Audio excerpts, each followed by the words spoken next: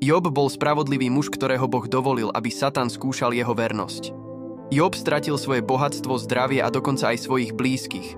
Napriek tomu si zachoval vieru v Boha a nakoniec bol odmenený za svoju vernosť. Job trpel veľké skúšky, ale odmietol zriecť sa svojej viery. Jeho priatelia ho obviňovali z hriechu, ale Job trval na svojej nevinnosti. Nakoniec Boh obnovil Jobovi jeho bohatstvo a dal mu ešte viac, ako mal predtým. Tento príbeh je príkladom trpezlivosti a dôvery v Boha aj v ťažkých časoch.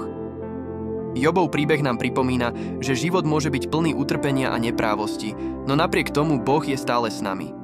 Pre kresťanov je to dôležité v dnešnej dobe, keď čelíme rôznym výzvam a krízam. Job nám ukazuje, že aj keď nechápeme Božie úmysly, môžeme sa na ňo spoľahnúť a zachovať vieru. Taktiež je dôležité si uvedomiť, že nie všetci okolo nás budú rozumieť našej viere a rozhodnutiam. Podobne ako Jobovi priatelia, aj my môžeme čeliť odsudzovaniu a posmechu. Avšak Boh vidí naše srdce a pozná naše skutočné úmysly. Preto by sme mali zostať verní svojim presvedčeniam a dôverovať Bohu, ktorý pozná celú pravdu o nás. Jeremiáš 29:11. Lebo ja poznám úmysly, ktoré mám s vami, znie výrok Hospodinov, úmysly smerujúce k blahu a nie k nešťastiu, dať vám budúcnosť a nádej.